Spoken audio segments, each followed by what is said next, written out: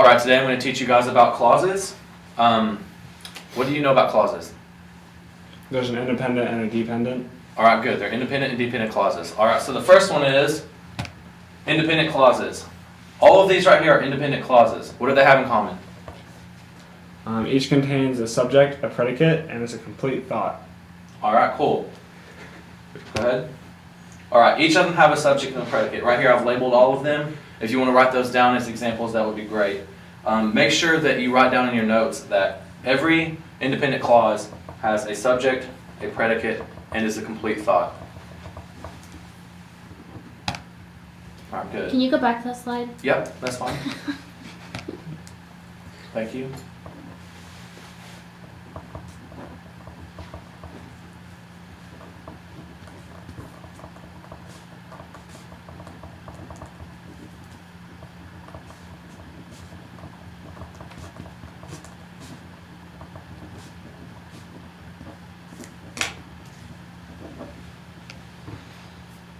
Are you ready? Yeah. All right, next.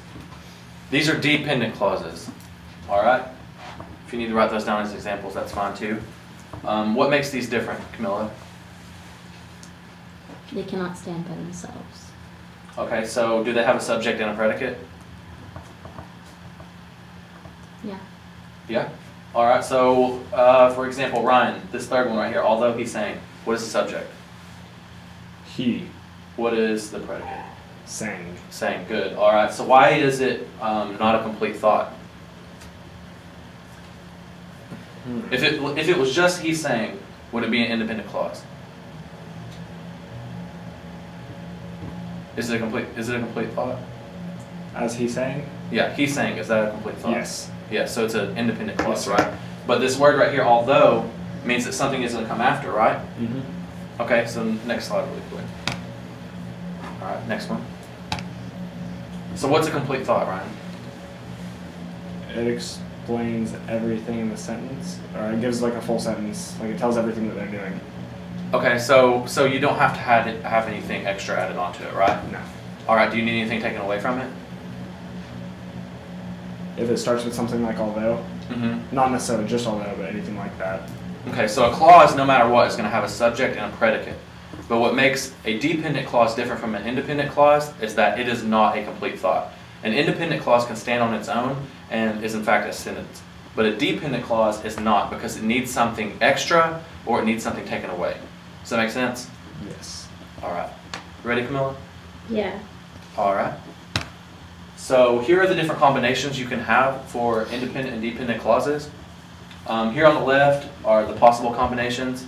The only thing that you cannot have, no matter what the combination, is a dependent clause by itself or two dependent clauses. You always have to have an independent clause.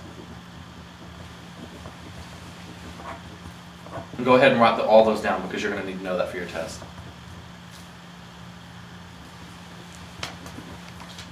Wait and change it.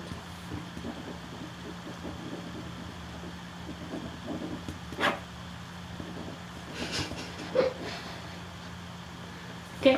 All right, you think you're ready for the next one? No. Okay, well, you're going to try that. All right. Is this a sentence?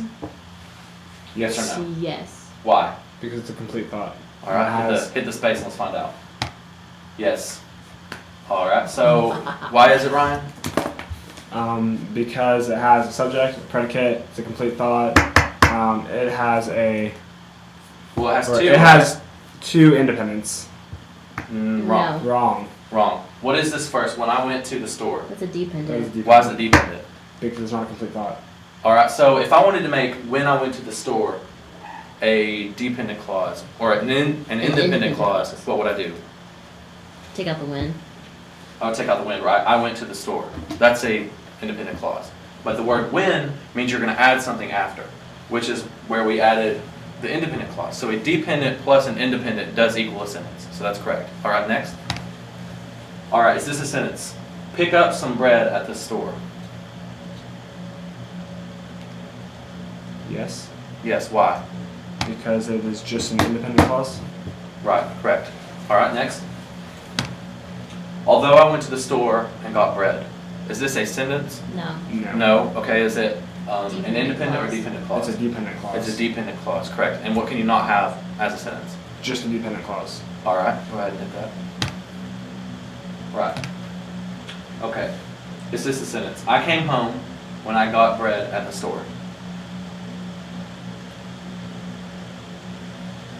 Yes. Yes, why? What combination is this right here?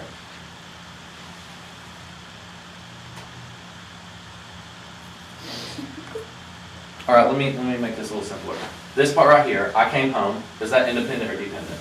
Independent. It's independent. And then when I got bread at the store, is that, dependent? that's dependent. So that is an independent plus a dependent, which is possible, right? Yes. Okay, good.